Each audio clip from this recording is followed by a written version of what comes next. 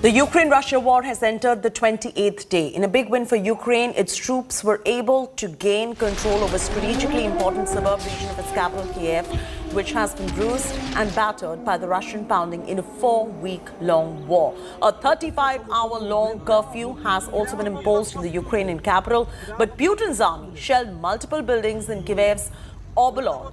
The embattled port of city Mariupol too continues to reel under Russian strikes but refuses to surrender as Ukrainian troops and civilians continue to fight back. Kharkiv, Kherson, Mykolaiv all tell a similar tale of destruction and devastation. Relentless Russian bombardments have now left a trail of desolation in the cities as Kremlin's ground offensive continues to flatten the residential infrastructure. Ukrainians' remarkable resistance may have slowed down a bit the Russian advancement, but non-stop attacks from the enemy are still bleeding the nation.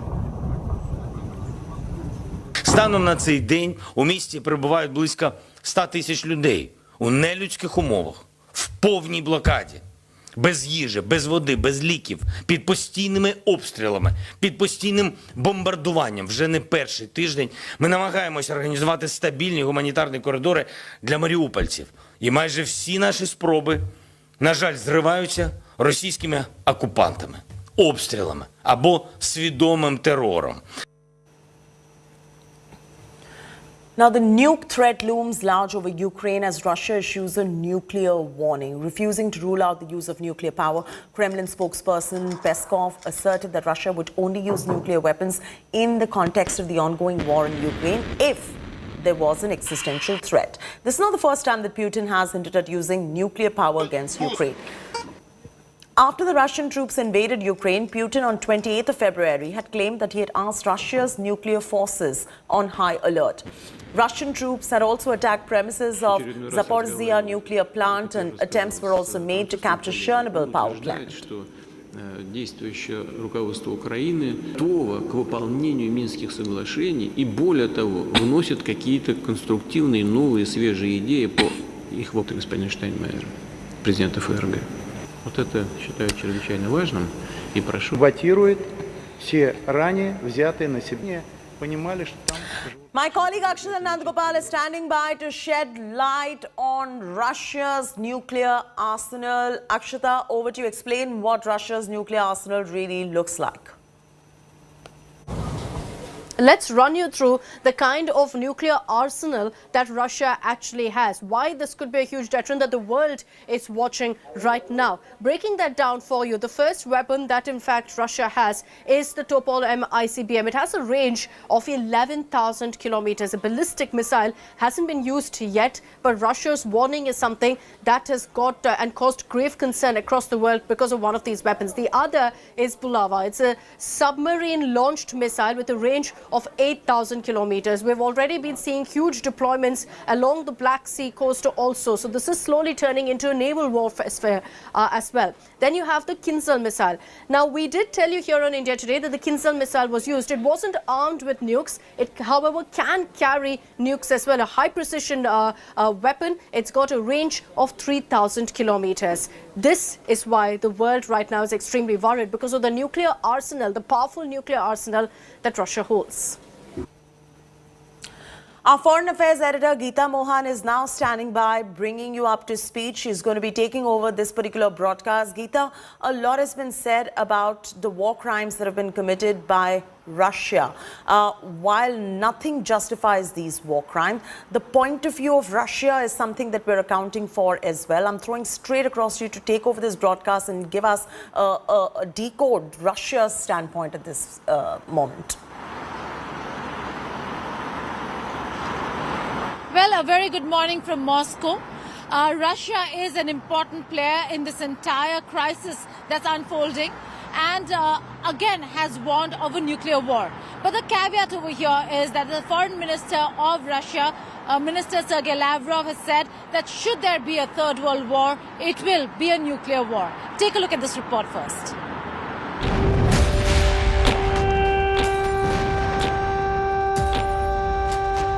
Russia is turning up the heat. The Putin administration is not shying away from dangling the nuke threat. Russian Foreign Minister Sergei Lavrov has warned a third world war would be nuclear and destructive and claims Ukraine will not be allowed to acquire nuclear weapons. We cannot ignore the real danger. Let me assure you, a responsible member of the international community committed to its obligations to non-proliferation of weapons of mass destruction. Russia is taking every possible measure to prevent Ukraine from getting nuclear weapons and respective technologies. Lavrov's nuclear saber rattling is not the first time Russia has issued such threats. 4 days into the war on Ukraine, Russian President Vladimir Putin had put nuclear deterrent forces on high alert. Dear colleagues, as you can see, not only Western countries take unfriendly measures against our country. In the economic dimension, I mean the illegal sanctions that everyone knows about very well. But the top officials of leading NATO countries allow themselves to make aggressive statements with regard to our country. That is why I ordered Defense Minister and Chief of General Staff to put Russian Army deterrence forces on high alert. Only the US, Russia and China have intercontinental ballistic missiles.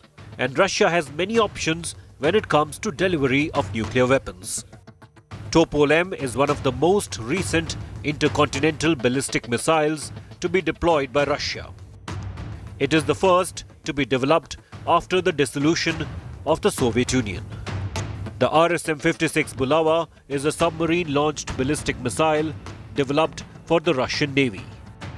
It was deployed in 2013 on the new Bore class of nuclear submarines. Kinzhal is a hypersonic cruise missile.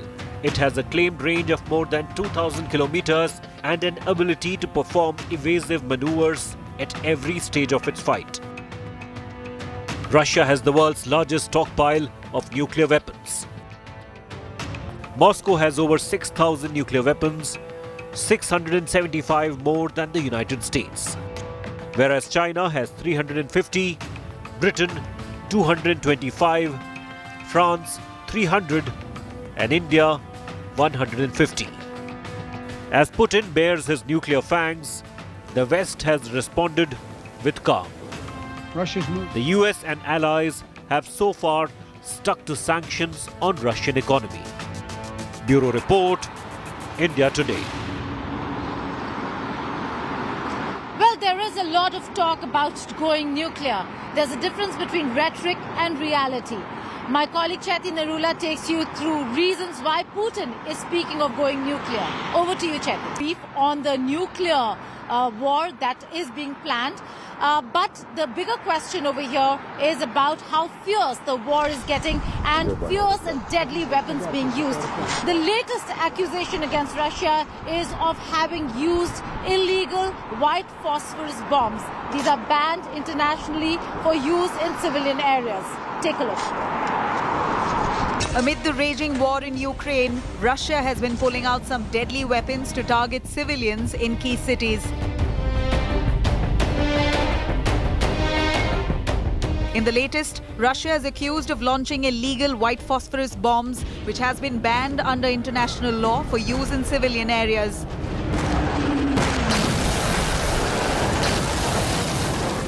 These white phosphorus bombs, also dubbed as flaming onion bombs, are horrific weapons which can fiercely burn anything that comes its way. This weapon can cause grave injuries as it quickly fires up in the air, spreads over enormous areas up to several hundred kilometers, emanating tremendous heat and poisonous smoke. These white phosphorus bombs also have potential to instantly kill. Russian troops have been accused of using these deadly bombs on civilians in the Donbas region, Popasna in eastern Luhansk region, and Kharkiv claiming to show the alleged attack, but Russia has not reacted to any of these allegations. Bureau Report, India Today.